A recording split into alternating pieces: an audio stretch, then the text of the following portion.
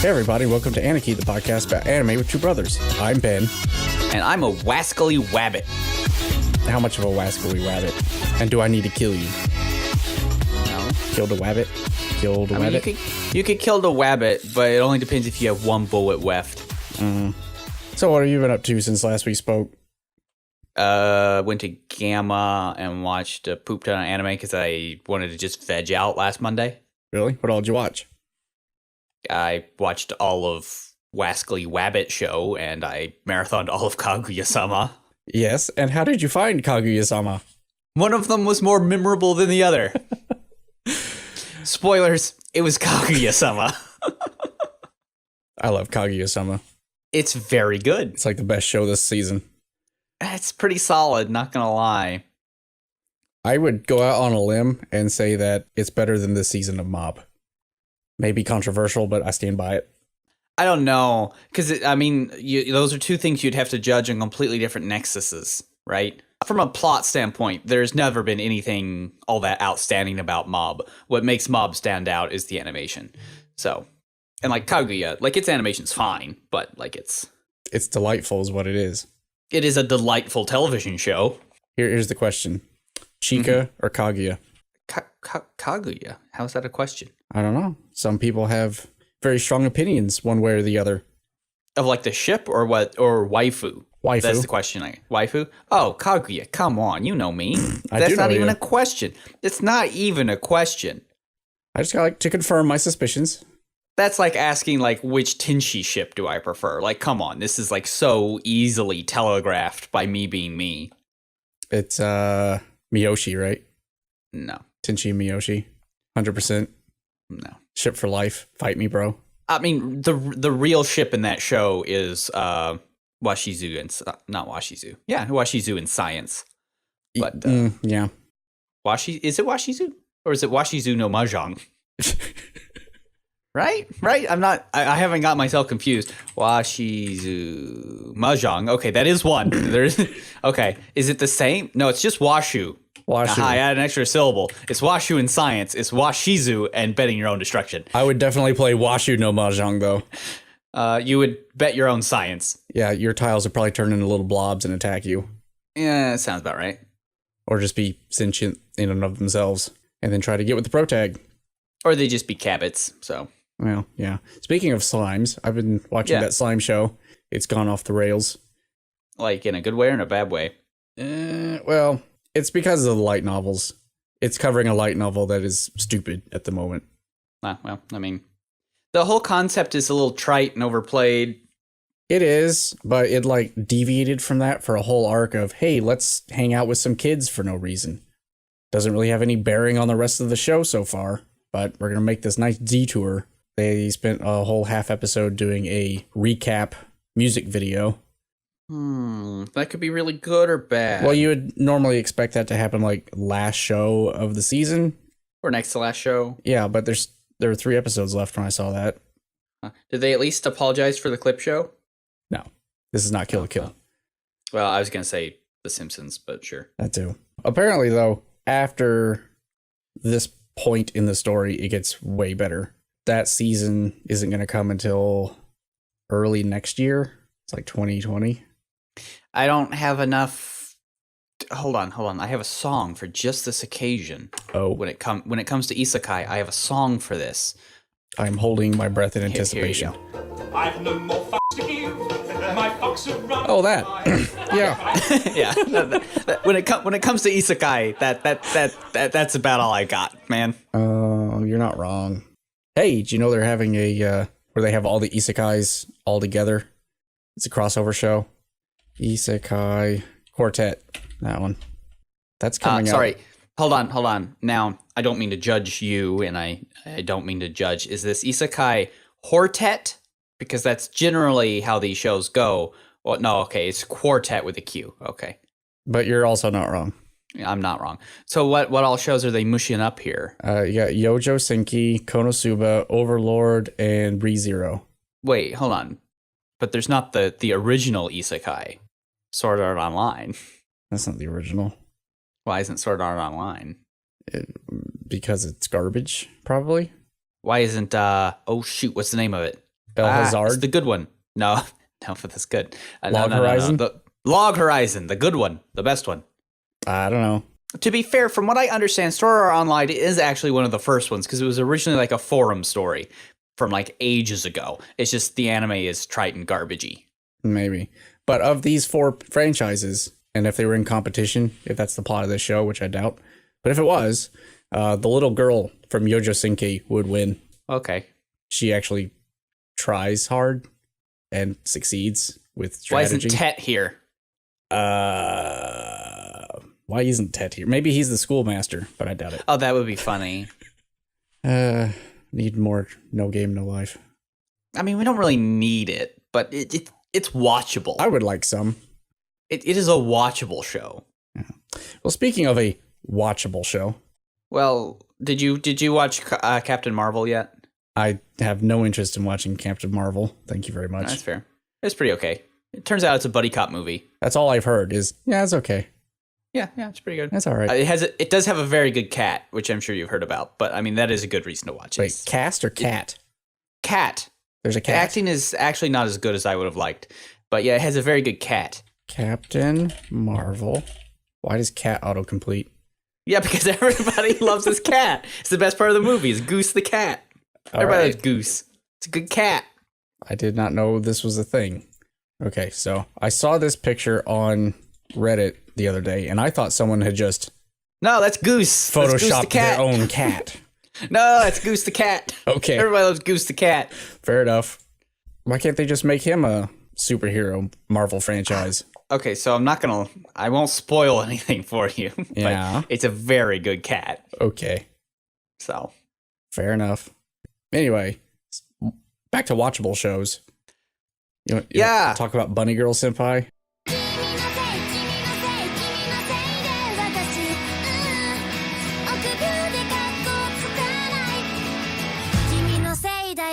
So this week, by viewer request, we're watching Rascal Does Not Dream of a Bunny Girl Senpai. You want to talk about that?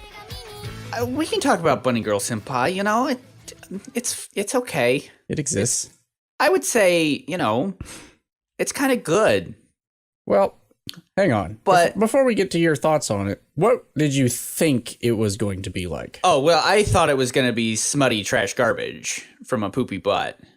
Because I didn't know much about it other than just, like, the thing. And I was just like, oh, well, this seems utterly skippable and poopy butt garbage. Yeah, well, But back here, in our let me hear preview what I show- said, because I haven't, I'll click the link.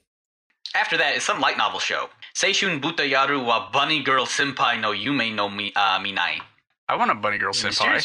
There is a rumor about a mysterious phenomenon called puberty syndrome. Is it called For puberty? example, Protag is a high school student who suddenly sees a bunny girl appear in front of him. The girl's actually a girl named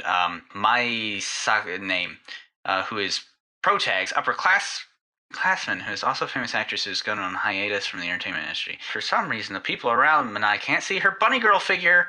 Yeah, solve this mystery of why they're because he's a teenage boy who's so horny. the mystery here That's why. is he keeps seeing his senpai in a bunny girl outfit and no one else does. It's clearly an allusion to puberty because he's lusting after he's a girls. horny boy. Because that's what boys He's a do. horny boy because he's a horny boy. So he hangs out with her, and they probably go on dates. They probably kiss. How many people want to see It's 5,700. horny boys? Fair enough. But yeah, I figured it was trite garbage from a poopy butt. Well, I thought it might have been interesting if it was like some sort of Fooly Cooley-esque thing where... It was not. Yeah, but that's what I thought it could have been based on the synopsis back then. Now, I didn't know any spoilers or anything, really, before watching this, but I had heard some things.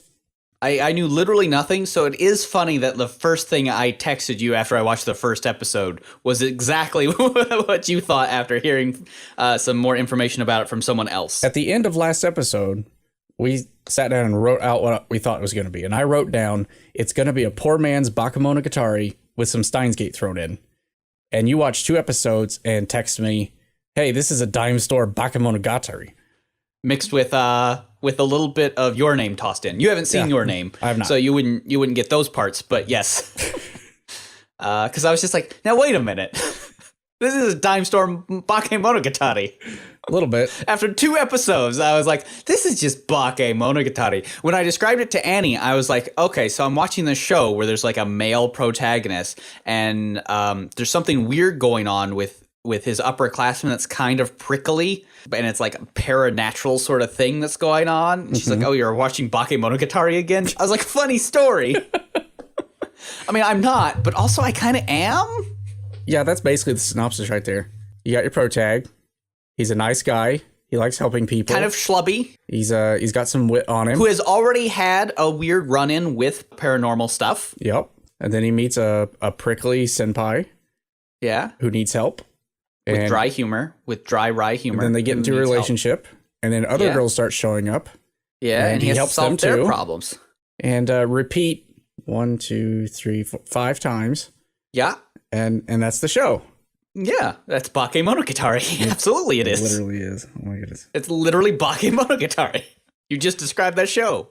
So before we go into spoilers, because to talk about any of this, we're going to have to spoil it? everything. Yeah. We already spoiled it. We spoiled it when we went over Bakemonogatari. So assuming the audience has not seen that, and why would you not have seen that yet? You should totally go watch that. We're going to pretend like you haven't. You just haven't for the seen sake of argument. Bakemonogatari? Well, that's disappointing for you. So let's pretend like Bakemonogatari doesn't exist. What are your general thoughts? Okay, if it simply doesn't exist, yes. Well, then this show is actually very good. Because, I mean, the thing that drags this down is you're like, I see what it's doing, and it's not doing it in a way that is more creative and original than the original, and that drags it down. I would agree. If you were to watch it blind, which is probably what has happened and why it has so many accolades, you know it's pretty good. Yeah. It's upper tier of good. My guess is a lot of people that watch this and think it's like the best thing ever. They haven't seen Bakemonogatari, and they haven't seen Your Name. It's got good stuff in it, but it's cribbed a lot of its notes from other shows that are better, and it's not done as stylishly. I remember at the end of the very first season that we did, and you threw around the phrase forgettable, but in the wake of Bakemonogatari, like I watched this literally the same day I watched Kaguya-Sama. Mm-hmm. And like Kaguya-Sama was just far more enjoyable, and I will remember Kaguya-Sama for a long time, where I'm pretty sure if somebody brings up Bunny Girl, I'll be like, oh wait, that's the Bakemonogatari show. Like that's all I'll ever be able to remember. So it's not bad on its own, but in the context of a wider world of thought, it's got some problems. Well, let me put it to you this way. It wasn't until episode 12 that I could consistently remember the MC's name. And yeah. I'm pretty sure I'm going to forget his name tomorrow. Oh, absolutely. I'm going to forget all of their names. Like, I'll remember the Mai because it's easy, but the rest of them, no idea. I'm going to forget them in 2 days. I have a character list here, and one of them is just Mai's sister because I still don't remember her name. I don't remember her name either, to be honest. And like one of the other things is, again, like a lot of its emotional impacts have to come with the sort of, in a very Mono no Aware way, right? Where it's trying to play off of that, you know, the passing away of things and how that is sad and leaves you nostalgic and kind of depressed, especially the last arc. But it's just like, man, that's exactly what Your Name does, and it does it so much better. Again, not spoiling anything for now. You can tell in a lot of those spots that that's what the show's going for. It's like where you're trying to force you to feel these things. Yeah. But I feel like I'm being forced to feel those things. They don't just land naturally. No, they don't. They don't. And it felt weirdly long to me. And I know it's just like a 13 episode series, and I don't know if it felt long because I had seen it before. And I mean that like I've seen all of this before, so I know where it's going. So I just kind of want to hurry up and get there. I don't know if that's why it felt long, or if it was just like, I don't know if it actually drags in episodes, but it felt like it dragged in episodes because I saw where it was going, and I just wanted to hurry up and get there. There were definitely a couple episodes that did not land at all and felt like they were just there for padding. I mean, this show's so derivative, it even does Endless 8. Yeah, I may have written that one down. Because, like, it mishmashes a couple of different, like, it mishmashes Bakemonogatari, Your Name, Haruhi, a little bit of Steins Gate. I haven't seen Junibyo, but you're probably right. Yeah. So what this feels like to me, in a very real way, is way back in the day when everybody was gushing about how good Code Geass was. Though, again, I'm not sure if people ever thought that or people just liked it ironically. I'm still confused. I still do not know the answer to that. Well, we watched it at Anime Club, and it was right after a season where we watched back-to-back in Anime Club Death Note and Full Metal Panic. And it's just like, and now we're going to watch Code Geass, which is literally Death Note plus Full Metal Panic. And you're like, well, this is Death Note and Full Metal Panic smushed together and not good. It's like, so this is not good. This is a bad show. This is at least good. Like, there's nothing about this I can say that Bunny Girl Senpai is bad. It's not bad. It's a good gateway. It's good. If you haven't seen any of these other shows that deal with like a lot of deep-ish subjects, but done in a very stylized manner, Yes. if you've not seen the those, show is not stylish. this is a good place to start. This is like the shallow end of that pool. I might even take it a step further and say, so some of the later seasons of Bakemonogatari are not great. I think we can all agree that there are some later seasons of Bakemonogatari that are kind of bad. Yeah, we're not going to talk about the toothbrush. If you like Bakemonogatari and kind of just wanted more of that, and the later seasons disappointed you, And you don't like to read. you watch Bunny Girl Senpai. It's not going to be as stylish or artistic, but also you don't have to sit there and read as much as you do in Bakemonogatari. To be fair, you don't have to think as much either. I mean, that's true. That's Most true. of it's pretty spelled out for you. Absolutely it is. It is a light version. Because in Bakemonogatari, their supernatural problems mirror their actual real-life emotional problems. And it does that in this show, too, in very obvious ways. Man, I sure wish I could be like my sister. Oh, we body swapped. La-di-da. And that was the arc where I was like, maybe this is parodying all those tropes. No. And I was like, no, I don't think so. No, it was trying its best. Yeah, bless its heart. So it's not bad, and if you like Bakemonogatari, it's worth a watch. It will be kind of popcorny, and you'll forget about it later. Yeah, it's fine. It's fine. It's a fine show. I can't say it's bad, because it's not bad. It's actually pretty good. It But just has issues. it's just not great. So let's talk about some of those issues in spoiler land. So spoilers, go watch the show or Bakemonogatari, whichever one. Yeah, one or the other. One or the I other. mean, it depends on what you want. So let's start with the pressing question. We covered it a little bit, but is this inspired by Bakemonogatari or is it a straight up copycat? You know, I don't know. I don't know either. I feel There's like so much that's just the same. Sakuta and Mai's relationship is just so much like a dime store version, a Big Lots version of Araragi and Senjogahara.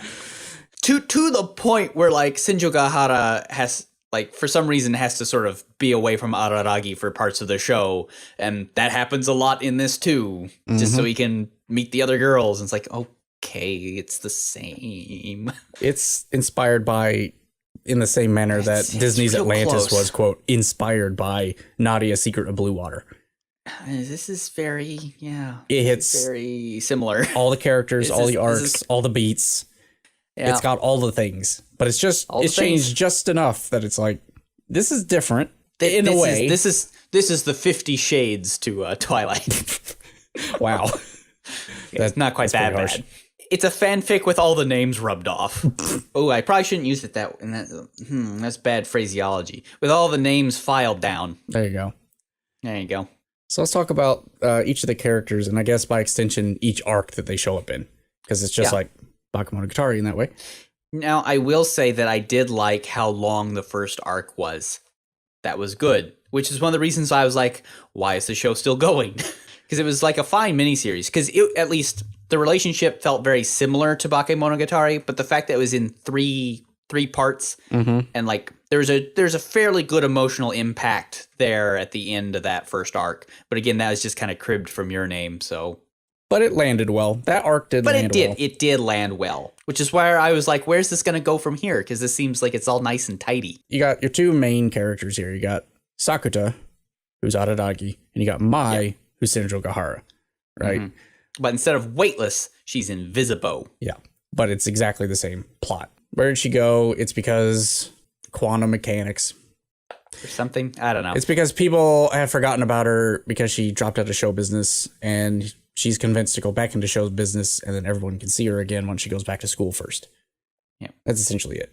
Well, I guess he does have to scream out in front of the entire school. And that's one thing that does bug me. One of the interesting things about Bakemonogatari is how much it insists, and it's true, that all the girls in it save themselves in some way. Mm-hmm. That is not what this show does. No, and I was going to get to that. Sakuta very much solves it. Yes. I'm going to say that probably the worst part of this show, and I think the thing that holds it down the most, is Sakuta. His character is the good parts of Araragi, and that's it. But since he doesn't have those, like, the sort of sucky parts of Araragi, where he's, like, hopelessly neurotic, it's kind of... Yeah, Araragi's a broken dude. Like, he's not that great. He thinks he's pretty cool, and in a pinch, he comes through for you. But most of the time, he gets himself into trouble, he gets other people into trouble, and he never actually solves anybody's problems. He just facilitates them solving their own problems, like you said. Which is good. Right? But Sakuta... No, he just fixes it. He's dry. He's got that wit part of him. He's super stable, even though he's like a high school boy. He's like the super mature one. And he never deviates from this. He solves he doesn't. all the girls' he's problems the whole time. Yeah. And he doesn't grow at all. That's my biggest problem. No, he doesn't. He kind of does in the last arc, but only in the context of the last arc. The last arc doesn't feel attached to the rest. So I'm going to lay that aside for a second. But even if we just take that last arc, he doesn't really grow so much as that he realizes something about himself, but that doesn't really change anything by the end. He realizes something he had already learned for the other arcs of the show. Yeah. He realizes it, he cries, which is supposed to convey that. Yeah, it's nice to see. But he doesn't change after that. He has his cry and everything goes back to normal. Yeah. That's the issue. There's an emotional climax without anything else being kind of attached to it. Mm-hmm. And even during that emotional climax, it's like, oh, this is supposed to be the emotional climax. But also, I kind of saw it coming. It's not like at the end of Your Name where you're just like dead. Openly weeping. You're just like, no, this is so, oh boy. So I will say, though, that in the first couple episodes, well, the whole first arc, I did like his nonchalant attitude. But since that doesn't change throughout the whole course of the series, it starts hard to getting grating by the end. Probably the biggest disappointment I have about this show, plot-wise anyway, is the name of the show is what? The full name? Rascal Does Not Dream of a Bunny Girl Senpai. Yeah. And the cover is a Bunny Girl Senpai. I was promised from the outset Bunny Girls. And I think I got total screen time 3 minutes of Bunny Girls. Yeah. I am very upset by this. I mean, that's fair. Not going to lie. Was it worth watching the whole show for some of those Bunny Girl scenes? Maybe. What's weird is that name only really makes sense in context of the first arc. And that, of course, also makes sense because it's probably just the first light novel. It is the first light novel, yes. But it's a little frustrating. Yeah, it should not. The whole show should not have been titled that. I mean, they do their best, and all the eye catches are actually puberty syndrome, so that's okay. That's actually the name of the show. It should have just been called that, honestly. For as many times as they dip from that well. Puberty syndrome monogatari. There's a thing in the second episode where Mai and, see if I already forgot his name again, Sakuta are on the train, and she's only visible to him at this point. Because no one can observe her or something. No one remembers who she is. And he says to her, I know someone who can help you. It's probably the only person who ever could have helped. And it's like, you're just talking about Oshino. It's an Oshino analog. Yeah. But there was a good emphasis on kanjis in names throughout the entire show, which is also from, God damn it. It's just, like, I'm sorry, it's just Bakemonogatari. And that's not necessarily a bad thing, because the show's fine. But once you realize it, it's just everywhere. Some people don't like how let's be kind and say stylistic Bakemonogatari is, the anime, which is legitimate. Oh, I know what it is. It is Aragon to Star Wars. This is Aragon. Have you ever read Aragon? No. The first book? Oh, is that the dragon kid? Yes. No. Do you like A New Hope? I do like A New Hope. Replace Jedi with dragon. Gotcha. That's the first book. And you know what? It's fine. It's Star Wars. What about with dragons? I will say, look, in Bunny Girl, there's a lot of dialogue scenes. Mm-hmm. And I'm not going to lie, there were several times where I was like, Now I know why in Bakemonogatari, when they're having dialogue scenes, the director decided, let's put in a bunch of crazy stuff. Oh, yeah. To distract you, because counter shot gets boring real fast. Does. And what's brilliant about Bakemonogatari is the fact of how well the director made sure that the action that he made in those conversation shots mirror how the conversation works. Yeah. Which is utterly brilliant. That's because that director is It's not amazing. 3 people at a table talking for 10 minutes. Just talking. Yeah. He does stuff until they just have him brush teeth. But, whatever. Yeah, let's forget about that. So You do what you can. let's talk about the next arc. Okay. All I have down is Laplace Girl because I forgot her name. Yeah, I don't remember her name. I kind of like her, and I kind of like this arc. The only thing that I don't like is the fact Tomoe. I don't know if I like it or if I don't, that the arc resets itself completely at the end of it. See, that was my big problem with that. It feels a little cheap, but I also kind of like it. We are on the same page. So, I don't know. I like that it resets everything because that makes sense, but also it makes it so you've wasted my time. I feel like that ending is bad. Like it was going kind of well, even though you knew it was Endless 8. It was kind of going well, and there are 2 things about the ending that really bothered me to that arc. One is she didn't really get, because it was foreshadowed like this, that she was a real Laplace's demon, emphasis on demon, right? Yeah. Because Futaba mentions that if she actually controlled this time loop consciously, then she's pretty evil. Like, she doesn't ever come to that realization. So that's one thing. Or not necessarily evil, just extraordinarily selfish. Really selfish, yeah. But the other thing is, I'd be fine if it either continued from there, like no more looping, or it looped back to the previous day, like it had been. I think either one of those would have been okay. But instead, we looped all the way back to the beginning of the arc. And somehow that feels like we've somehow violated Mai. Like, she has a character arc that goes through this whole thing, and we've reset it. Yeah. Like, I like the twist of it, resetting all the way back to the initial encounter, but also I don't. I feel like in order to make that twist work, you'd have to rewrite some things to make it a little less, now hold on a minute. Yeah. Because again, if it had focused more on Sakuta and Tomoe, if it just focused on those 2 and hadn't brought in the secondary characters, it wouldn't feel as bad. You're probably right. Right? Because it's the fact that Mai has that arc where it's just like, now, hell, wait a minute.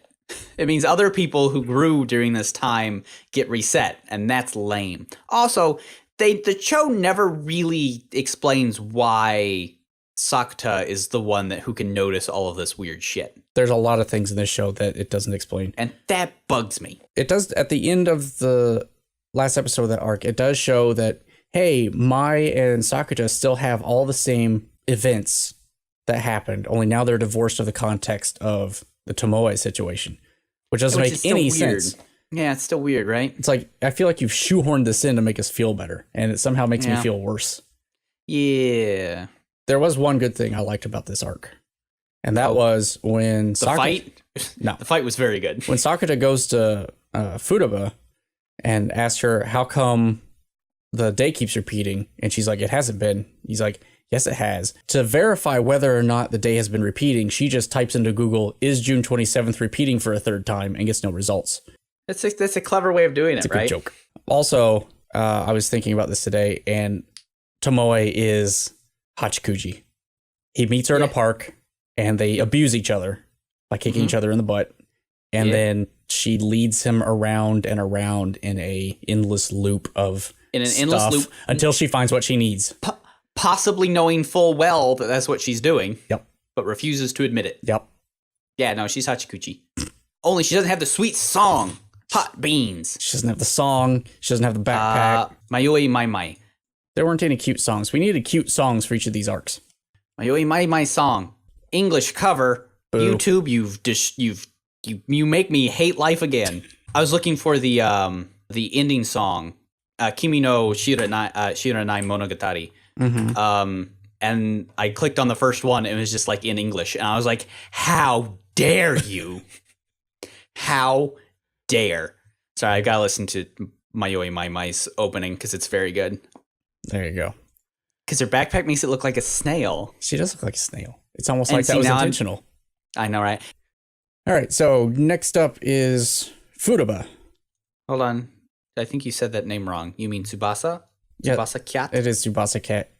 Because we have a girl who's very confused and conflicted about herself who has split personality. And in this case, she's two people. She's literally two people. One embracing her sort of burgeoning sexuality and the other the repression of it. And in order to, they have to reconcile. It's just freaking... it's just Bakemonogatari. I like it. I'm going to push the back art's on pretty this okay, one. But... Now...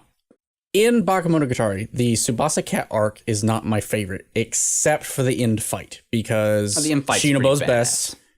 So that's the end of that story.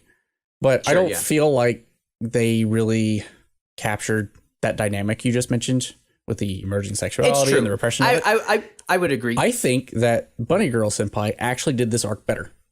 It did it a little better. I won't lie, because there's something about it's sort of the ending of the Tsubasa arc is not great.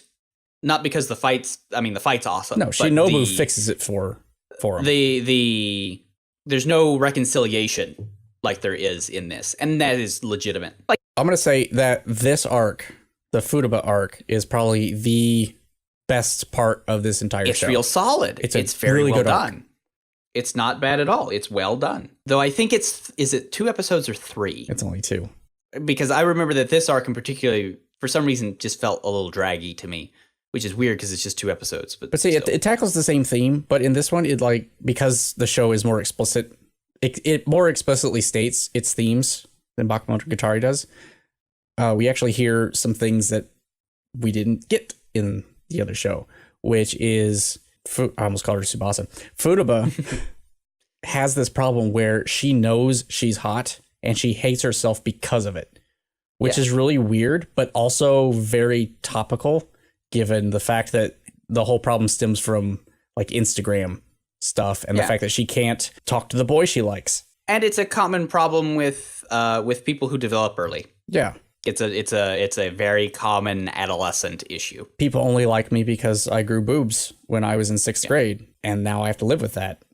Yeah. So I mean, it's actually a common growing up issue. So, and this does it well. And it is very interesting of which one ends up being kind of the fake one, which I thought was also very interesting. I don't know. It does it in a way that you're never really sure which one's fake and which one isn't. I know. Yeah. I don't even know if we could come to a solid conclusion on who was what. But I did like that when they recombined, she kept the ponytail because that was super great. And the glasses, also super great.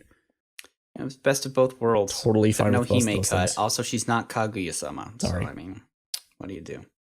There's no real Hime cut in this, and it's very upsetting. There's one thing I don't like about Futaba. It's that she's the only member of the science club. Sakuta's always talking to her in science club, and she's always trying to help him figure out what's going on.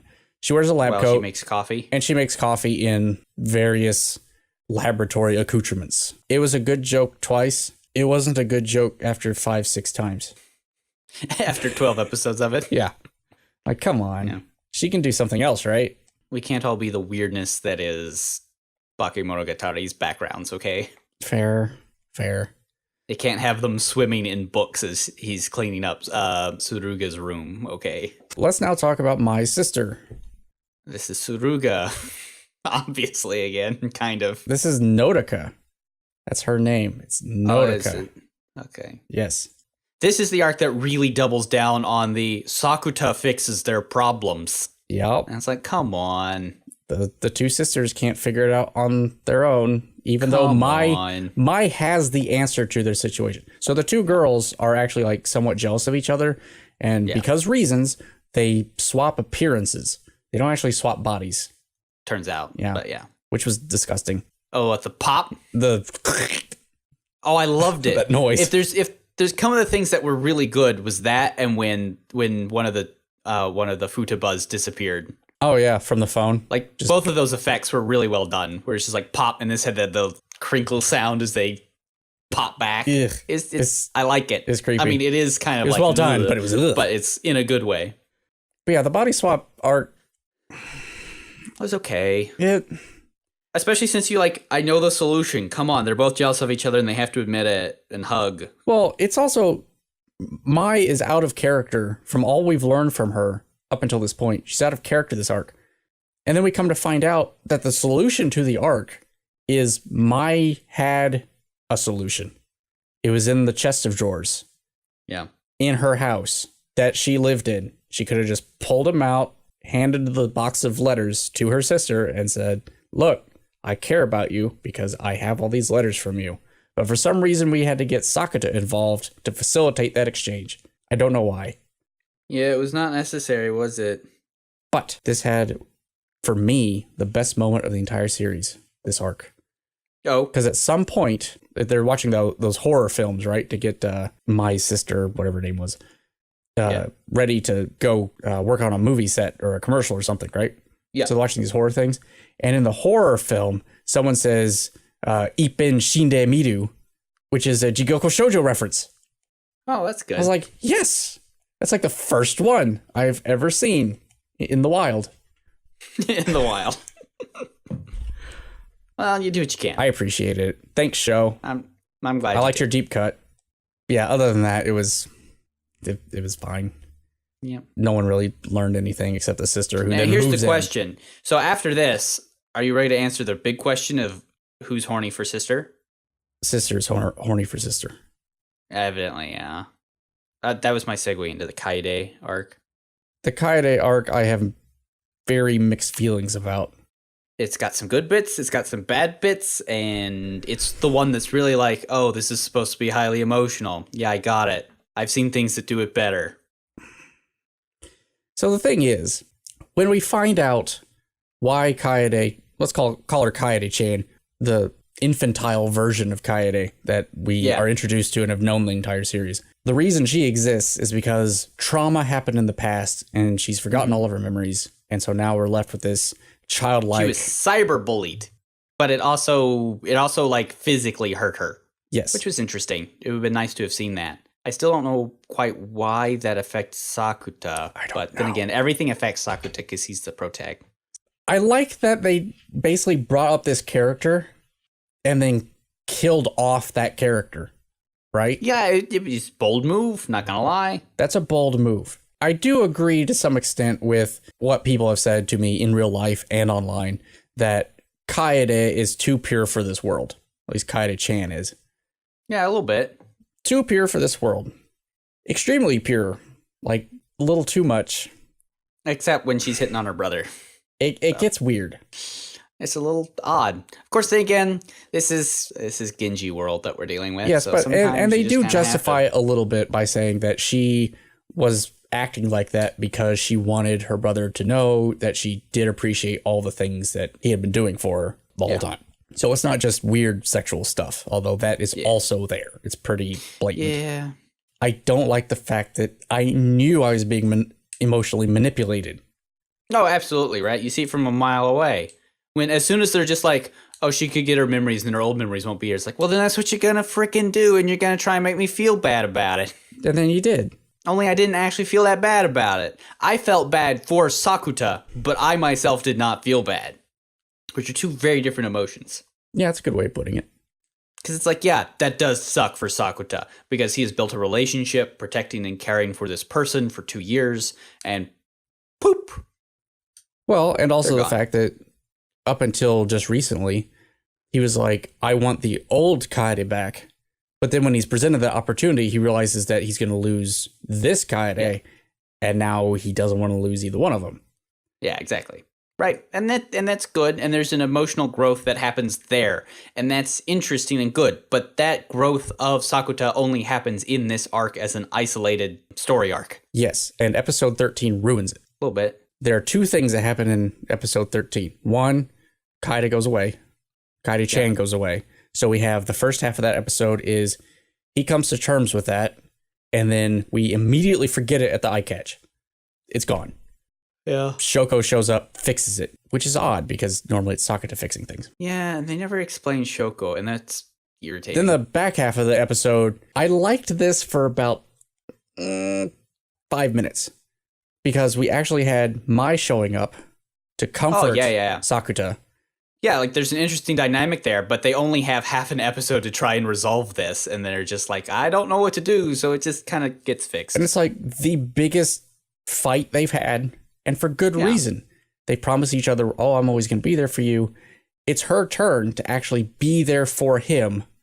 And he basically lies to her and lets this Shoko character deal with it instead. And then doesn't tell Mai anything about that. I'd push back a little bit on that. I think she definitely kind of misses out on it. And she feels bad that she did, where I don't think it's an emotional betrayal on his part for what happened.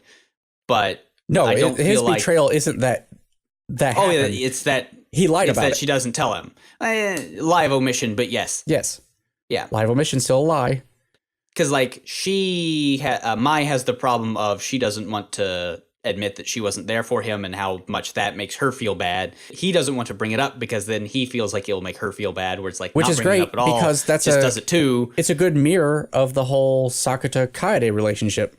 Yeah, but it's not really. It's been reversed on Sakuta, and so it's like, hey, this is a good bit, and then it's resolved in 10 minutes.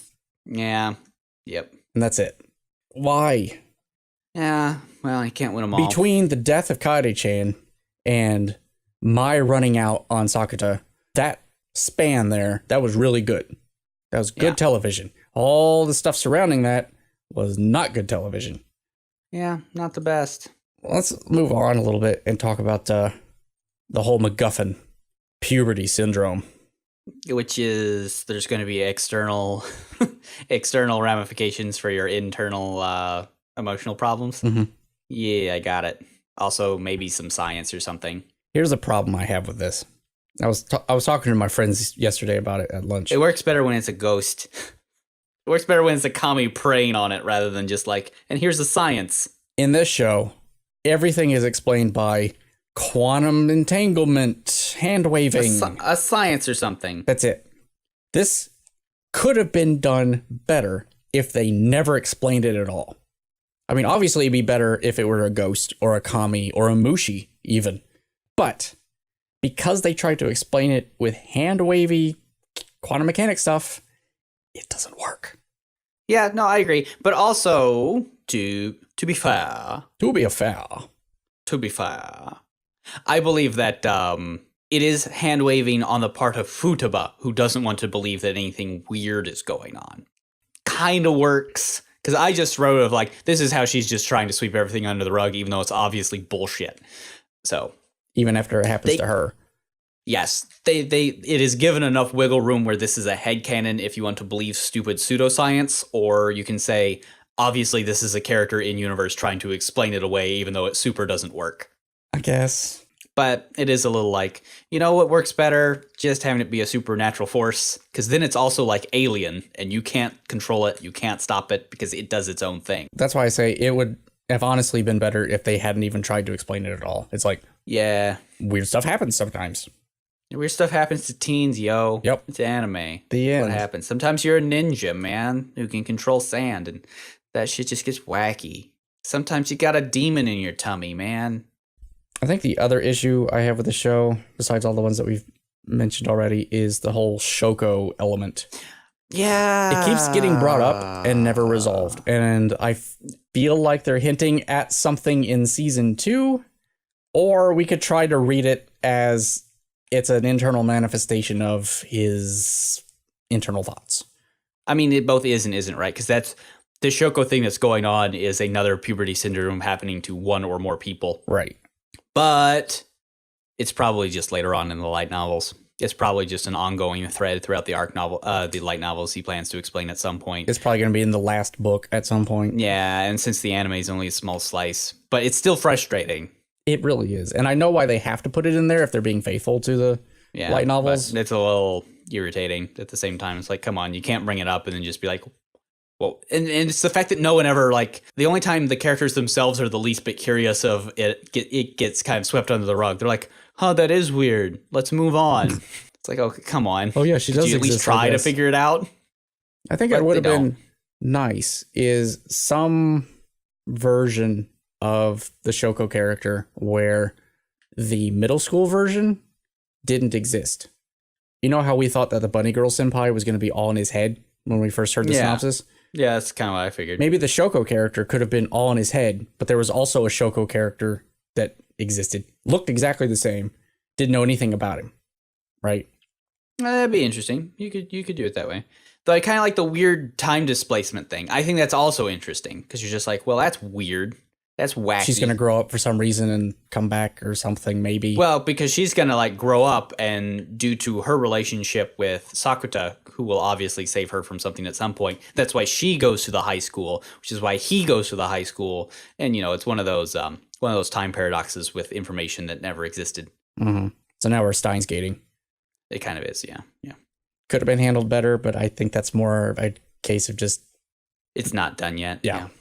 That's it. What do you do? So again, it's not a bad show. It's not a bad show. Fine. It's a fine show. It's fine. We just have a lot of qualms with it because we can see the link and then we start seeing it all everywhere. The problem is it's Bakemonogatari. And I can't even say just go watch Bakemonogatari because they're different enough in different ways where it's just like, well, if you like one, you might like the other. Here's a better analogy. It's like if someone likes Lion King, you can't say, oh, Lion King is stupid. You should watch Hamlet instead. Yeah. It's like those are different things, but they're the same thing. So you will get more out of Lion King if you've watched Hamlet, but that's not to say that one is necessarily inherently better than the other. They're for different audiences. Except Spiderweb's Castle is better than Macbeth. So what do you do? That's fair. You've seen Spiderweb Castle, right? Spiderweb. Or Throne of Blood. Yes. Of course I've seen Throne of Blood. Good. Oh, it's so good. So good. Wait, wasn't Throne of Blood King Lear? No, that's Ron. Oh yeah, it's Ron. Ron is King Lear. Throne of Blood is Macbeth. I will take Ron over the original King Lear. Fight me. It is where Ron's the one where Mufune gets shot at with actual real life arrows, and that look of fear on his face is 100% real. Because he was being shot at by dozens of arrows being filmed, and he really hopes he doesn't get shot. Kurosawa, you were a genius. That's one of the reasons he flails his arms in that scene, is because he's letting the archers know, I am going to go in this direction soon. That's actually it. That's funny. But yeah, if you liked Rascal Does Not Dream of a Bunny Girl Senpai, you will definitely like Bakemonogatari. Yeah. You'll like Steins Gate. Steins Gate's pretty good. Hey, they just released it on Switch, you know. Oh, the visual novel?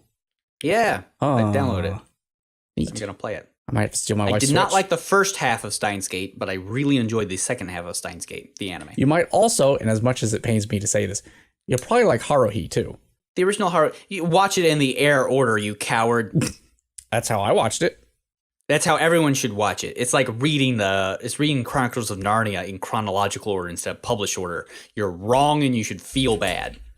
Did you know that the Haruhi problem, which is a real mathematical problem that mathematicians have been fighting over for a while, although it's called something different? What's the least number of Haruhi episodes you'd have to watch to see the original 14 episodes in every order possible? Oh, that's interesting. Yes. What is the shortest string containing all permutations of a set of n elements? Like, this is a problem that mathematicians had known about since like 93 or so. And this question came up on 4chan, and some anonymous dude wrote a proof for it. Huh. Well, there you go. Credit anonymous/Psy. Yeah. There you go. And so if you go and read the actual paper that was published, the first credit is anonymous. Well, isn't that good for Anon? So if you have N episodes of TV series and you want to watch the episodes in every order possible, what's the least number of episodes you'd have to watch? Hang on. I got you, fam. Because I didn't know about this till I saw a number file video on it. Okay, yeah. I think I have to have somebody explain it instead of reading it. Because reading math proofs can be a little hairy. Here it is. I'll send this to you. It's 20 minutes, but it's hilarious. Okay. Do they actually mention the Haruhi, or is it just... Oh, good. Because that's the only way you can talk about... Math problems solved by 4chan. Yep. And there you go. Yep. I'll have to watch that. So, anyway, what are we going to watch for next time? I'd like to just cut my work in half and watch Kaguya-Sama. Because, done.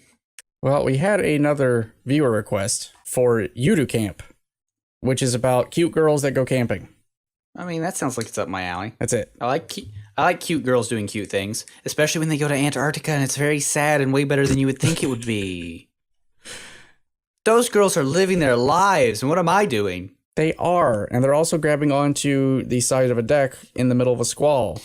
Okay, so there's the one Why would you do scene that really breaks the immersion, but the rest of it... You should all be dead. So Yuta Camp next? Let's watch Yuta Camp next. I mean, I guess is on. I assume it's on Crunchyroll, right? Yeah. Okay, and Yasuko is a high school student who's moved from one prefecture to another, whatever, and she decides to see Mount Fuji. They camp a bunch. That's it. That's the story. Wait. No, I've seen this show. Have you? Yes, I've been playing it on PlayStation. Oh. Yeah. What's it called? Hold on, it's got kind of a weird name. It's kind of an acronym. It's just XV. Yeah, XXFV. Oh, yeah. FFXV. Yeah, that's what it's called. Except this, Pretty good. This one doesn't have hot boys. Oh, it's no hot boys. No hot boys. No hot boys. Just cute girls. No hot boys. No hot boys. Sorry. We will see you next time then with no hot boys. No hot boys. And camping girls. Yeah, well, can't have it all.